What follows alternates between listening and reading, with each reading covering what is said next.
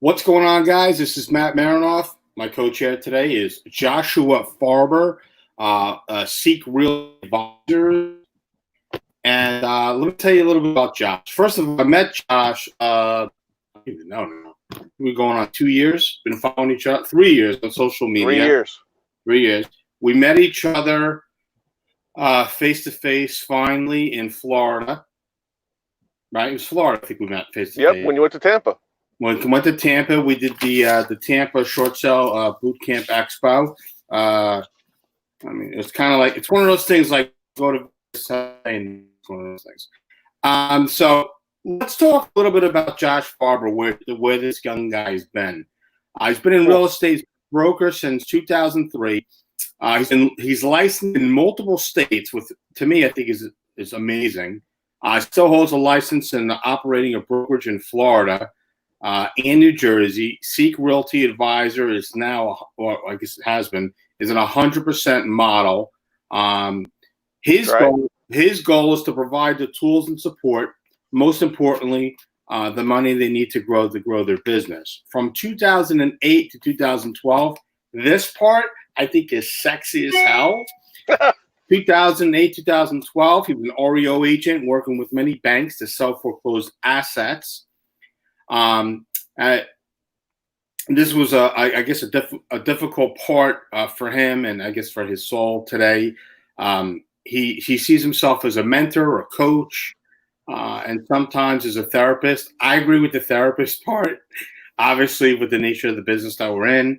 And it's his nature to help people, buyers, sellers, and agents. He's here to help. Regularly gets on calls with agents all over the country, and he's offering advice. So with that said, Josh Farber, everybody. Josh, what's going on? Oh, my God. We're busy, bro. You're busy. I'm busy. We're all busy. How's the weather down there? Where are you right now? Well, actually, right now I'm sitting in my car because I have an inspection in an hour. So I'm sitting outside the house to make sure everybody gets in. But I'm in Jupiter, Florida. Okay. Weather today's a little You know, I was just looking at the weather map. We have I guess, a hurricane coming. I don't know. The weather map says something's coming on Saturday or Sunday. Let me ask you a question. So you live in Florida full time, right? I do. What do you use? Sunblock 1 million? What is it you use? You have to ask Jennifer Romero, because she just posted this thing about sunblock. So we'll just call her out right now because she says no sunblock. Right.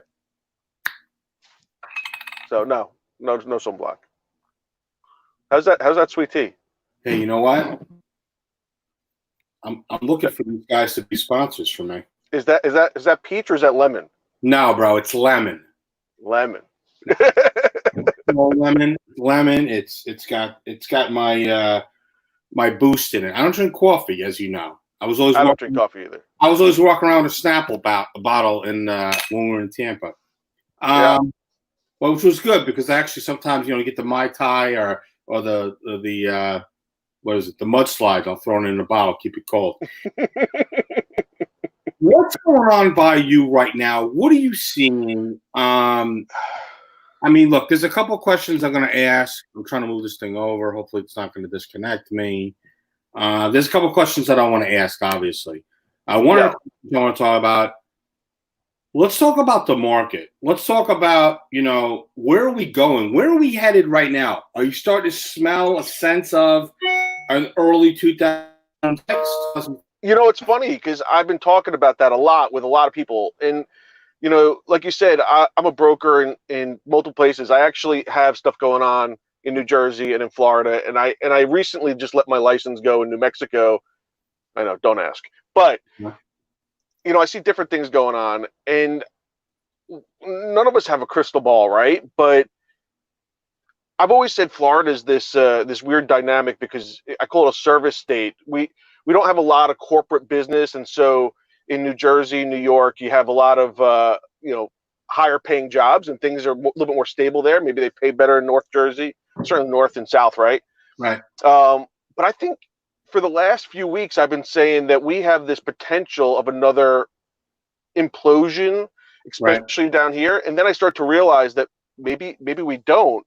Maybe what's going on right now is going to create some stronger markets that had historically been stagnant, right? If you people are able to work from home from anywhere, why not Right. choose where you want to live? I Yeah, mean, you can go anywhere, 100%. right? 100%. So I my clients here in Florida, a lot of people are. I do a lot of sell listings, right?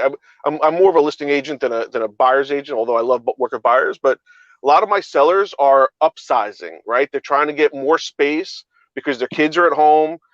They're both, husband and wife are working from home. Hell, I'm doing it too. I'm working from home. My wife's working from home. My kids are working from home. So everybody wants to upsize. And then my agents in New Jersey are getting inundated. It's crazy the amount of people coming out of the city and moving into New Jersey to get out of the city, and they're all looking for that space, the space to have their own home office. So I really think that there's going to be people who are going to struggle. You and I see that every day. 100%. But then there's going to be some markets that are going to, I think, benefit from this. So there's a number of people that I keep in contact with around the United States. Obviously, you and I are always in contact with each other, and we bounce a lot of ideas off of each other based on the market. There's not a lot of people in the industry that I truly respect and have a lot of a high regard for. You are obviously one of them. I appreciate that. You're a go-getter. You're out there. You're in the field. There's a lot of people, and I see it and actually I see it firsthand because my wife obviously is in real estate. She's getting more involved in on the distress side of real estate. She's been seeing what I've been going through for the last 15 years, and I got to tell you, the people that are calling my wife on real estate and the questions that's coming out of their mouth scares the shit out of me. Like what? Give me an example. Well, one thing I have to ask is, what's the barrier of entry to actually have real estate? Not enough. Well, yeah, because you and I joke around about that all the time. And it's not to make fun of people, but look, you have to have common sense. Yeah. To call my wife, I think it's the same in a lot of businesses, right? I mean, unfortunately, real estate is one of those things. You go to school, you read a book, you sit in a class, you hear what they got to say, but all that stuff is almost irrelevant to actually doing the job, right? And so you have to get out there and get dirty to know this stuff and to be confident in doing it. Look, my wife got a phone call. I think it was even this morning. The days blur together because obviously, working out of the house, I'm trying to rearrange the house for my office, and are the kids going to be homeschooled? Are they not? That's right. Is it going to be half a day? Whatever. So we'll sell you a bigger house now. I don't need a bigger house. I just need to reorganize within the walls of my house. Sure. So anyway, she gets a phone call, and the agent's inquiring about a property. Says the address of the property, clear as day. I can't find the property on the MLS. Can you give me the MLS number? Mm-hmm. And my wife is in front of her laptop. She waves me over, puts the person on speakerphone, and types in the address, and the MLS number pops up. And she says, very nicely, are you a part of the New Jersey MLS? Are you part of Garden State MLS? What MLS are you a part of? And she says, that doesn't matter. What's the MLS number? Holy shit. That doesn't but that was the key. What your wife asked was actually 100% key. So we don't really have that problem here in Florida, but we do have that problem with my agents in New Jersey because there's multiple MLSs. But you're right. What kind of attitude was that? Yeah, to be like that and to come at my wife, and my wife's looking at me like, is she just right? The thing is that, and I understand the frustration from people. She's getting a lot of, I'd like to put an offer in on blah, blah, blah. Okay. Yeah. Well, unfortunately, right now the property is unseen right now if you want to put an offer in, because we already have an offer in. I noticed. This is another person. I noticed that the property sits under attorney review. How long does attorney review last? First of all, some of our attorney reviews the same day. Some attorney review, there's certain things that have to be worked out. Right. And obviously, when you're dealing with somebody who's a distressed seller, you don't want to put them into a situation and get out of attorney review. So this this goes back to what I was telling you earlier about being a therapist, right? We are therapists, right? We have to walk everybody off the ledge all the time. And I'm not just talking about buyers and sellers, title companies, lawyers, other agents, everybody has to be calmed down. I agree with that. I think that, along with their stimulus package that they're offering, they should be handing out free fucking samples of Valium Yeah. so they could put it in their decaf coffee if possible. One of the things that I'm finding to be a tremendous, huge issue right now, and I'm not promoting this service, but this is a service that I truly do believe in. A buddy of mine actually has it. It's called multiple client list. And basically, if you're a buyer, like if you're working with a homeowner, right, you have a listing agreement with them. You have a clear document piece of paper that states that you have an agreement with them, whether it's 3 months, 6 months, a year, whatever it is. Why do buyer's agents not utilize and have the documents to lock in working with buyers, especially in this market? To lock in and work with the buyers? Yeah, because I have people that I'm working with that are agents or that are trying to work with buyers and they're looking at distressed real estate.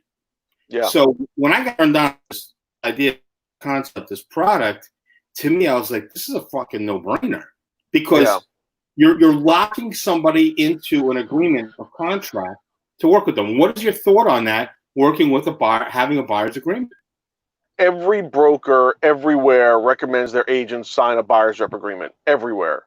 But it's very difficult to get buyers to sign them. And you have to be savvy and be able to explain it. My buyers often sign them. But I think you have to, like anything else, you have to educate them as to why they're signing it. And when somebody signs, typically when a buyer signs a buyer's rep agreement, they're just being told, this lets me work with you and whatever. I don't know what agents tell them, but the buyers feel like they're being locked in. And if I go find something else I want and you're not helping me right, or they feel stuck.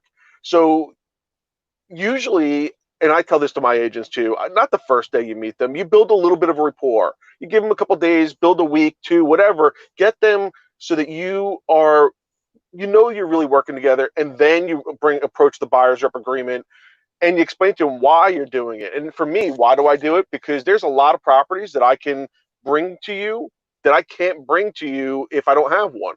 For example, a for sale by owner. If I go to a for sale by owner and knock on the door and they go, yeah, sell my house, but I'm not paying you, what do I do? What do I do? I still want to help my client, but now I have to do it for free. Listen, I don't see working with somebody without having an agreement. I don't work with the client unless I have an agreement in place. I'm not going to work with somebody where I don't have a piece of paper in place. I blame the brokers. I blame. So here's the struggle that has happened in this market, or in any market, in our industry, really. So there's so many real estate agents. There's just too many of them that honestly, it's just a competition, right? So a buyer says, I want to go look at this house. If you want them to sign something, maybe they'll just say, screw it, I'll just go to another agent. And they may not even be a good agent. They just jump from one agent to the next. So you're 100% right. Having somebody sign a buyer's rep is good for the business. It's good for you. It controls the situation. Like I said, my clients typically sign them. So when you if you're a listing agent, right, and you have a listing, and or you sold a piece of property, and then somebody calls and says, hey, look, I want to see this property. I'm going to be there in 45 minutes. So, I mean, the thing is that I get all that. Look, you could drive by the property if you want to take a look at it. I can't be there in 45 minutes. That's not how I run my schedule. Right. You wouldn't want me to, pull over on the side of the road and kick out my potential buyers and say, hey, you know what? Looks like I got a hot lead. I'll talk to you later. So I think having protection on the listing side and the buying side is important. And you're going to see me start pushing this more and more because working with the buyer agents, the biggest issue I have is holding the retention of the buyer and them seeing the value. This is actually going to be brought up in my book, Josh. because Awesome. as a listing agent, you're locked in. You can list a property, and you literally could check out mentally, Correct. and ultimately the property will sell to a certain extent. Yeah, On the sure. buyer's side, you are on call. You're an on-call. I'll tell you this. I remember very early in my career, and this is why I learned to change uh, the way I present a buyer's rep agreement. But I remember this very, very clearly. I was standing in front of a house that I had listed, and I got a call from a buyer, and I said to them I was going to send them over a buyer's rep agreement to sign, and they essentially cursed me out on the phone and said they would never do business with somebody they had to sign. And you know what? What would you say? You'd say, absolutely right. Go somewhere else, right? And frankly, I did. I didn't work with that person. That's not somebody I want to work with. Look, you're adding a value to somebody who's looking for a product. So it's, to me, I think it's a little different. You're not a car salesman. You're not in one location. You're not sanitary. And it's like you're going to look at the product that they have. You're not Right. ultimately going to look at their product and then go somewhere else and say, "Hey, I want to buy that car." That dealership is going to bring that car in. They're going to pay a fee. Normally, they won't charge the buyer, but they're going to pay a fee to get that car to Right. come over and take a look at it. But as a real estate agent, I mean, for me, if I was a real estate agent, I would never drive somebody around in my car. Number one. Number Can't two, do that. right? Correct. Number two, I would make sure ahead of time these people are qualified. When I say qualified, I'm talking about, like, listen, you have somebody that you talk to and they qualified you. Can I contact the person on the pre-approval letter? Always call them. Absolutely. You say that, but I talk to agents, and agents don't do the work because they're So, lazy as you know what, and that doesn't make any sense to me.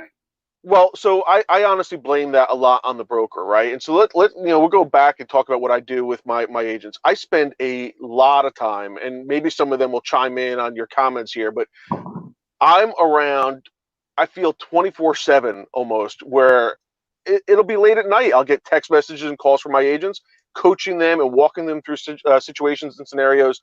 If a broker just lets you go do your thing, I was telling one of my agents yesterday, there's lots of right ways to do things and there's lots of wrong ways to do things, right? But doing things and doing it in the same order and making sure that we're all doing it uniform will help you do it the same way every time, and you'll be successful. I spend all the time helping my agents be more and more successful. That's, I guess that's why, I said I'm a therapist, I'm a coach. I want people to be successful. And you can't go out and just do it willy-nilly. Look, I think it's all about the belief. I think it's all about controlling the client. I think it's about showing them a product that makes sense.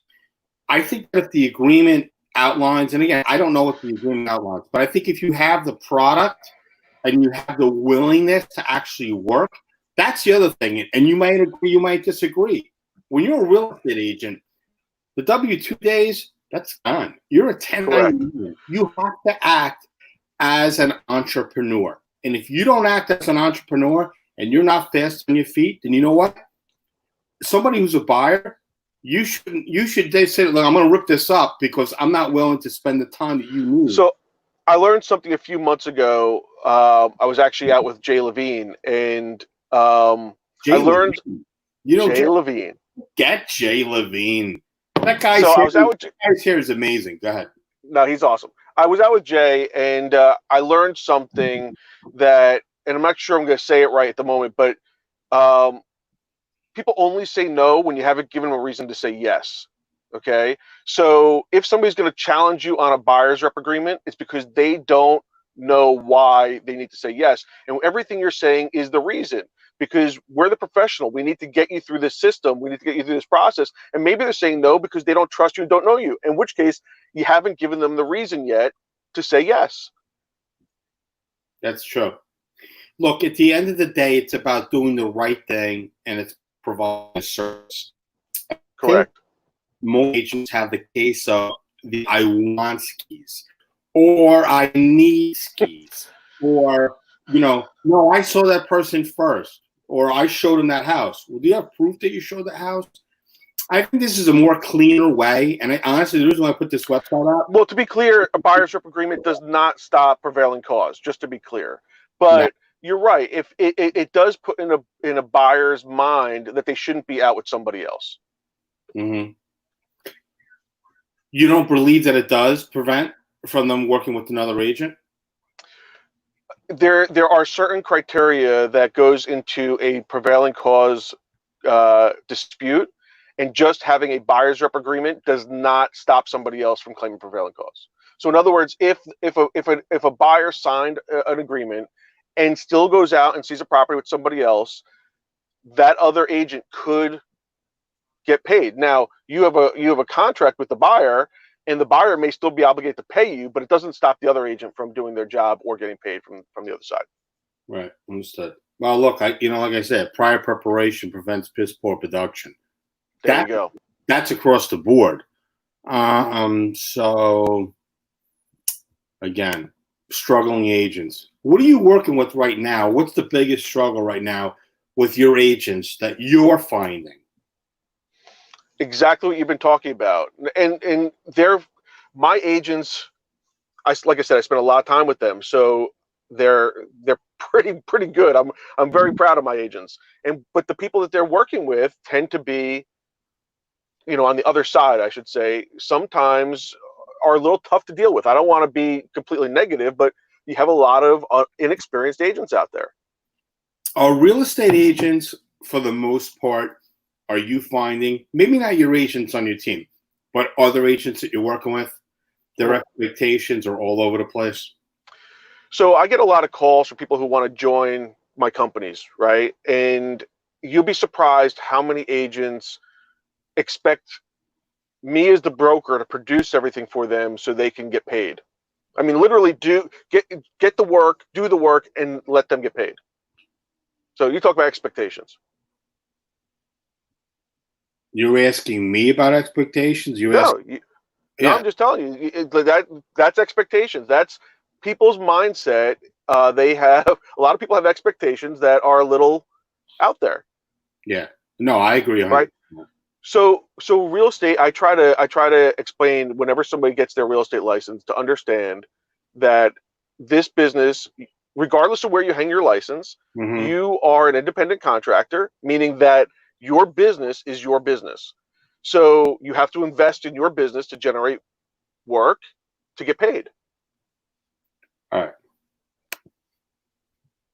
What are your goals?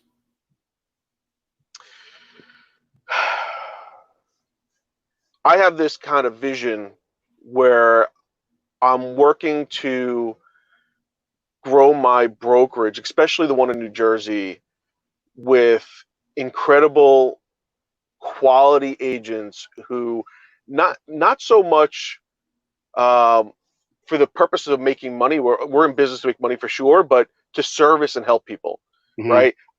I'm all about helping people. That's what my goal is, right? So my biggest goals are helping as many people as possible, but I also realize that I'm limited on how many people I can help myself. So I'm trying and aligning myself with as many people that see my vision so that I can help more people. That's my biggest goal, is helping as many people as possible. And not just buyers and sellers, but also agents. I want people to be able to be successful, whatever that means to them, but be successful, be able to pay their bills, be happy, do all that stuff that they want to do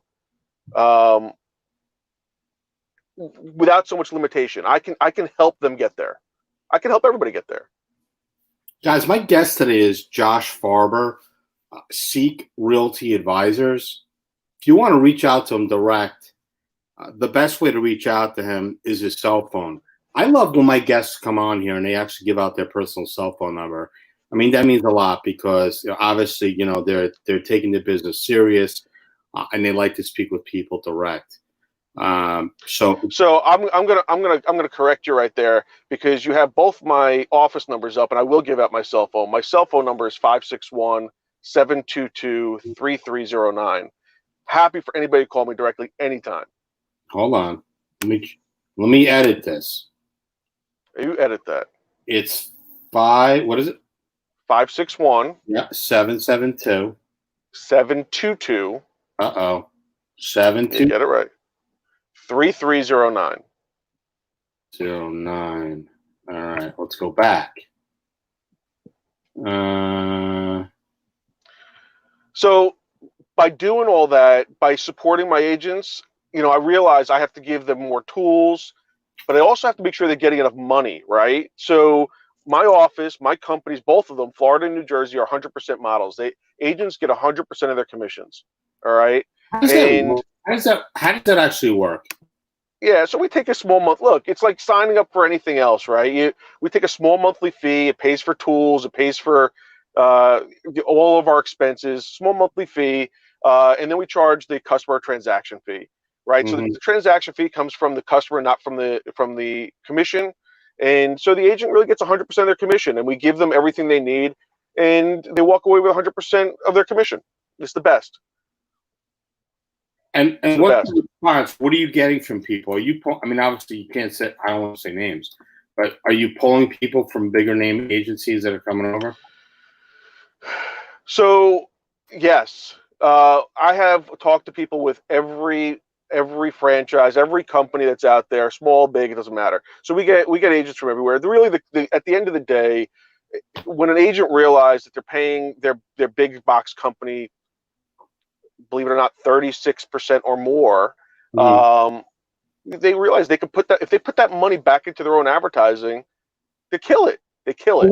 But see, the problem is, and this is something that this is more of a pandemic than anything else. Brokers that claim they're going to help their agents, and then they don't help their agents, and they're really only looking for that small monthly fee, and they're trying to jam as many people as they can in their firm. And if you stay, you stay. If you don't, you don't. Why do you think people are successful with working with you? And before we go on, I want to correct it because I did make a mistake. If you want to reach out to Josh directly, his cell phone number is 561-722-3309. Again, it's 561-722-3309. Josh, you're in Jersey, Florida, anywhere else right now or not? I was in New Mexico, but I got rid of that. Okay, so Jersey and Florida, if you're a real estate agent, you're looking to make a change, and you want to find out, something different that might be out there. Look, there's so many different agencies out there for different fits. You might be able to go out there and blow doors off, and maybe you don't need, to be in an agency where you're doing a split. Maybe you want 100%. Maybe you want to, depending on what it is. And guys, I don't push specific people. The point of the show at 12 o'clock is just to advise people and educate them and let them know what's out there. And if they want to go that route, or if they want to reach out to them directly, that's fine. You don't have to say, Matt Marinoff referred me, ever. This is my way of giving back to other people that are watching this and sharing these types of lives to educate other people who are out there. So Josh Farber is with Seek Realty Advisors. His direct cell phone number, you can call and text. Nothing after 10 o'clock, and nothing. No, that's not true, Matt. I literally take calls all the time. So it's just the way it is. Call Josh at 2 o'clock in the morning, but nothing inappropriate. 561-722-3309.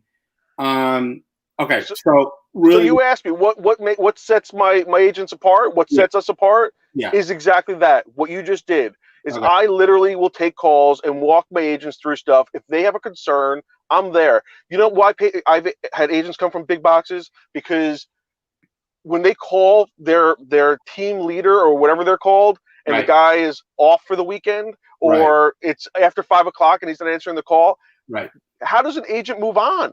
I've had agents join my company because they had a concern with a contract, and they didn't know, they were worried about it. Like, it could be a legal issue, and they called their office, and, well, it's after 5 o'clock, so nobody's there, and they can't get anybody. Well, agent needs support. That's what I'm there for. I'm there to support an agent.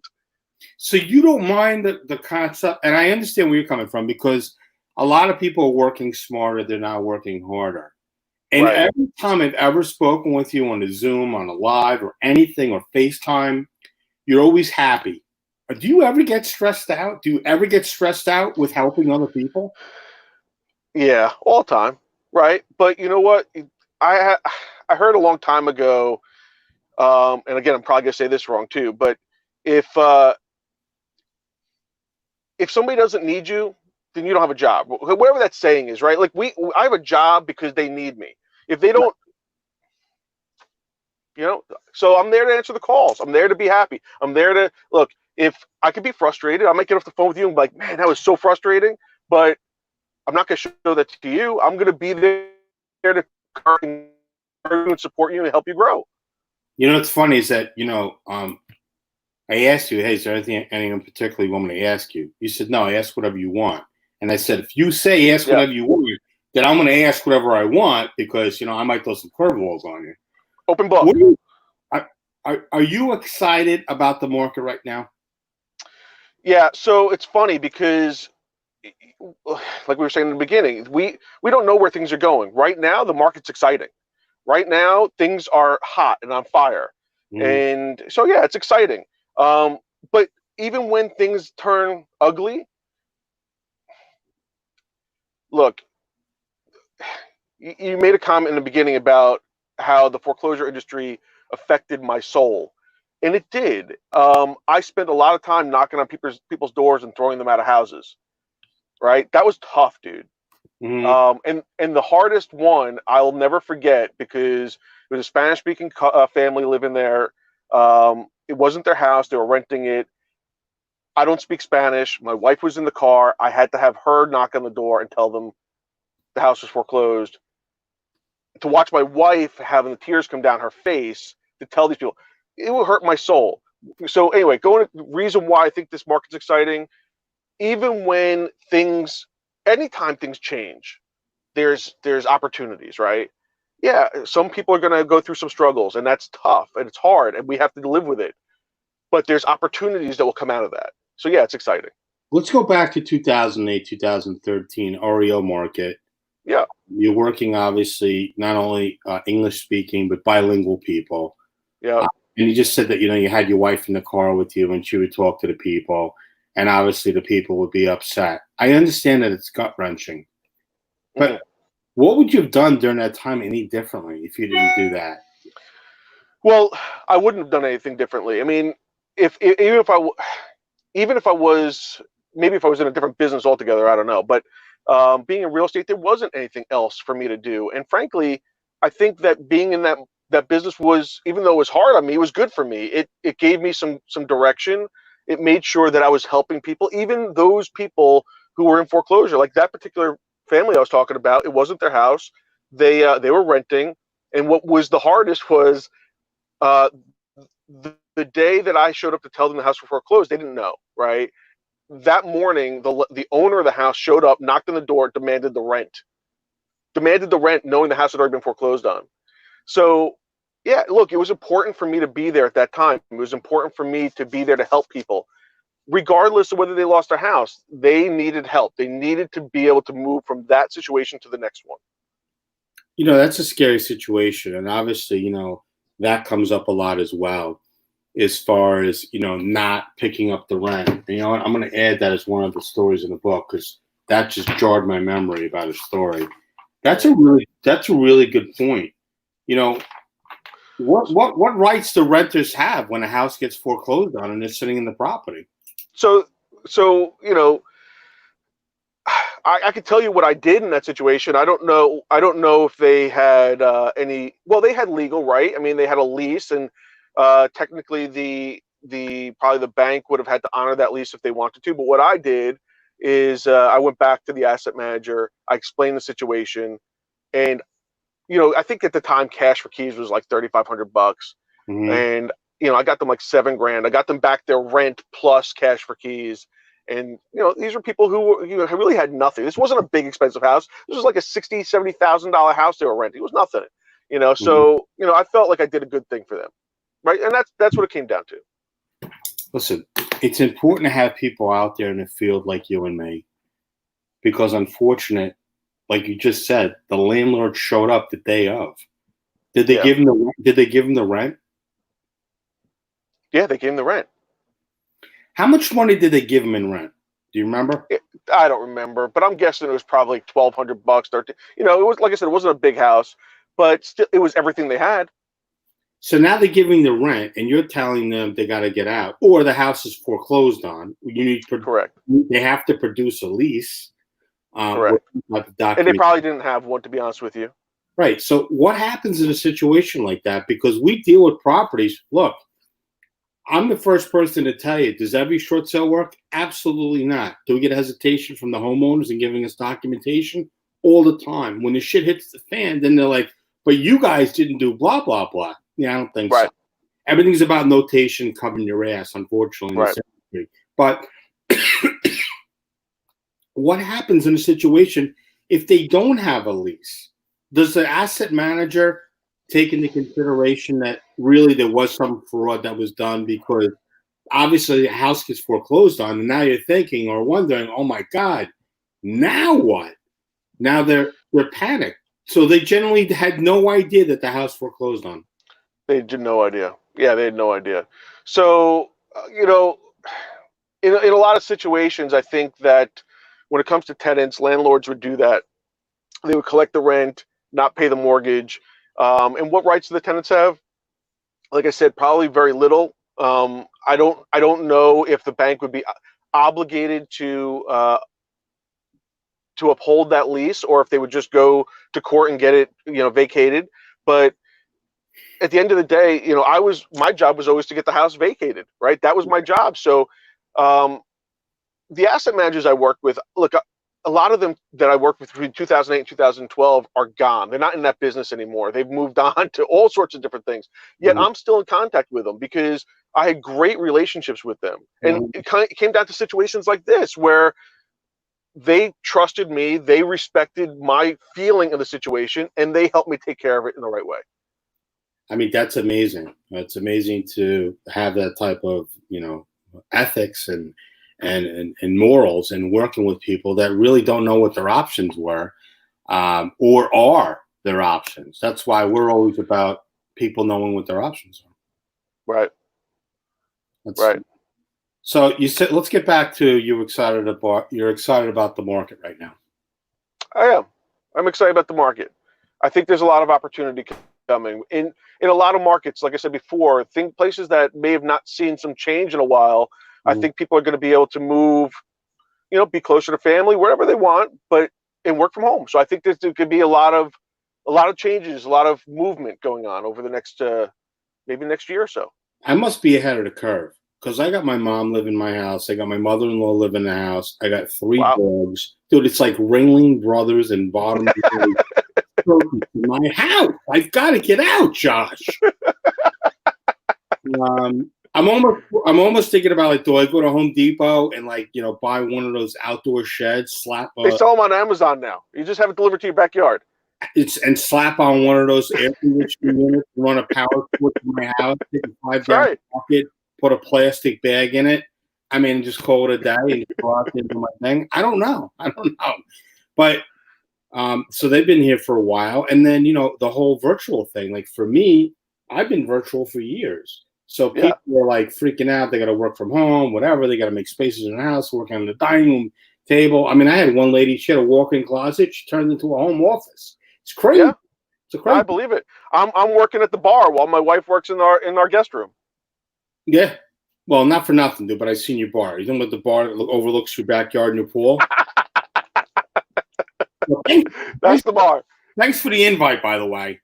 I told you the door's always open. Nah, I know. I'm only joking. Nice. Josh Farber is my guest today, and we still got things we're talking about here. But if you want to reach out to Josh directly and you want to find out about the Florida market or the Jersey market, maybe you're not happy with your current situation in your real estate office, you want to make a change, reach out to Josh. Josh is saying, look, he takes phone calls anytime. Test it. Anytime. Call him at 1:30 in the morning, see if he picks his phone up. And you know what? Dude, I'm going to do I hate that challenge. I hate that challenge, but I think that's a challenge to every real estate agent out there. I tell customers all the time, if you're going to list your house, make sure you call this person and see how many times they answer their phone. Because I answer my phone. Well, listen, not only that, but for me, I would be a son of a bitch as a listing agent. It's like, look, this is what I want you to do. I want you to have your friends and family call me. I don't care what time it is, and let them ask me the most idiotic questions just to see if I'm your guy. if I'm going to Yeah. be able to follow through. I would smoke. I would blow doors down. I would smoke real estate agents in this industry. But you know what? It's not sexy to me right now. It's not sexy. Who knows? Maybe in a couple of years, maybe I'll get my real estate license. But right now, it's something that I'm not interested in. But if you guys want to know more about Josh Farber, I'm thinking like if I work late tomorrow night, not tonight, but tomorrow night on my book, and you know how I do my updates on my book, I might just say fuck it. I might just call you at 1:30 in the morning and see if you actually pick up the phone. Call me live. That I might. that would be funny as hell. So guys, I want to talk about something else that excites me. Before my inspector just showed up, so before we cut this off, I want to talk about something that excites me, and then I want to see how you can help me with it. Go ahead. After everything that happened between 2008, 2012, and then things that happened this past year, I saw some situations that reminded me of that time that was so tough. I have for the last, I want to say maybe 3 years, maybe 4 years, a nonprofit organization that I operate, and it's called At Home. And before I go into that, let me ask you a question. What is your motto? What is your saying that you use all the time? I got a couple. People before profit. That's the one. So At Home, and I kind of live by your motto. I use it all the time. At Home is really about that. It's about there's a lot of people who go through troubles, go through struggles, and just need a little help to save, right? And keep them in their house. Not every house has to be sold. Sometimes they just need a little bit of help or a little bit of creativity to figure out how to keep them in their house. Right. So I have this nonprofit organization, which the goal is to do that. One, by education, and two, by providing services and sometimes financial support to keep people in their homes. It doesn't always work, right? Short sales don't always work. Keeping people in their homes don't always work. But when it works, it's great. When it doesn't work, then we have to go on to things like what you do and get them out of the home, and do that efficiently. So I'd love to see if there's a way that you and I can put information together. Maybe we can use you guys as a resource for informational purposes to educate people. I like that idea a lot. I would be honored. I appreciate that, and I'm sorry for putting you on the spot live. That's okay. What if I said no? That would have been bad. Yeah, but it would have been bad for you. So, guys, No, Josh seriously, my guest today. I know you got to go, Josh. I know you have an inspection. Nobody gives a shit, but nobody gives a shit. The important thing is that you're out there and you're helping other individuals, and you're out there doing your job. So, I mean, it is what it is. Every day, 12 o'clock, I do these lives because I want to educate and I want people to know that there's real stuff going on in the world right now. So everybody should, take time out, and it's 12 o'clock, lunch and learn and stuff like that. Take advantage of it.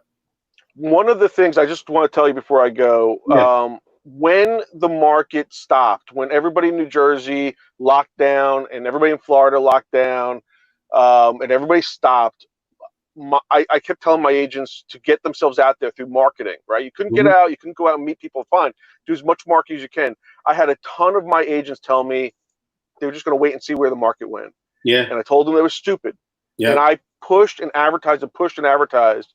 And I got in front of so many more people while all these other agents were just closing their doors. Not for nothing. So, if I was a real estate agent, I would have been crazy. I would have been out there on somebody's front lawn with a 75-inch TV set talking about, how to market your property during the COVID. Marketed that video of doing the video of me doing the presentation from the homeowner. But I think outside the box. Josh, at the end of every one of the episodes, I ask the people to come on to see if they can emulate the finger point. I want to see if you can do it.